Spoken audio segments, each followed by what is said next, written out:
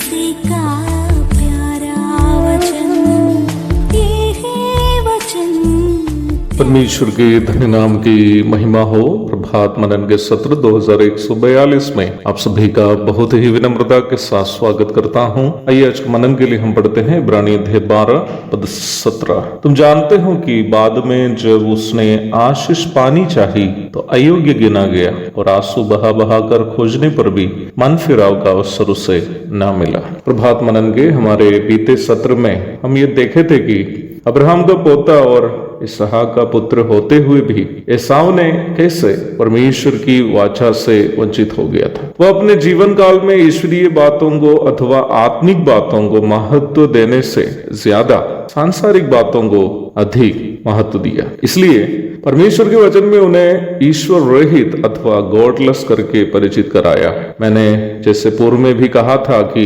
किसी भी मनुष्य के लिए इससे भी बड़ा दुर्भाग्यपूर्ण अवस्था दूसरा नहीं है कि संसार में वो परमेश्वर से संपर्क के बिना जिए। देखा जाए याकूब को जो भी अवसर परमेश्वर से आशीष प्राप्त करने के लिए मिले थे उतना ही अवसर एसाव को भी मिला था, परंतु जैसे हम पूर्व में मनन किए थे ऐसा उनको जो भी अवसर मिला उसे वह संसार के सुखों की प्राप्ति करने का अवसर के रूप में समझा। तो यहाँ हम दो प्रकार के नजरिए को देखते हैं। We see two types of perspectives here। एक एसाव की नजरिया है जो सांसारिक थी, ए वर्ल्डली पर्सपेक्टिव। दूसरी जो है याकूब की नजरिया है जो आत्मिक थी, ए स्पिरिचुअल पर्सपेक्टिव। हमारे सांसारिक जीवन काल में निम्न दो प्रकार की नजरिए हमारे जीवन के मंजिल अथवा लक्ष्य स्थान को निर्धारित करती है। एसाव की नजरिया उन्हें ईश्वरीय आशीष से वंचित कर दी है, वही याकूब की नजरिया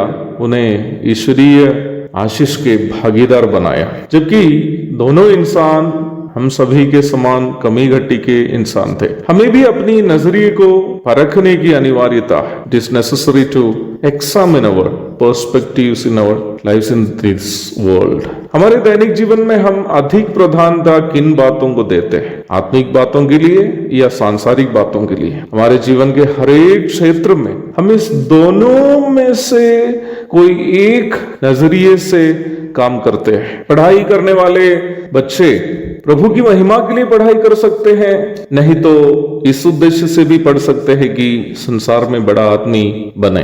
बच्चों को पढ़ाने वाले माँ बाप की भी इनमें से कोई एक नजरिए से ही अपने बच्चों को वे पढ़ा पाएंगे। मेरे मसीही मित्रों में ऐसे लोग भी हैं जो कमाने के लिए काम करते हैं और ऐसे मित्र भी हैं जो प्रभु की सेवा में सहभागी होने के लिए काम करते हैं। हाल में ऐसा ही एक मित्र से जो हमारे अनाथ बच्चों की सेवा में भी सहभागी है मैं बात कर रहा था। वो मुंबई में फिजियोथेरापिस्ट के रूप में काम करने वाला एक भाई है। उनको अपने बीमार पिताजी को मिलने के लिए बीच बीच में केरल जाना पड़ता है। मैंने उनसे पूछा कि आप फ्लाइट से क्यों नहीं जाते जिससे समय का भी बचत होगा।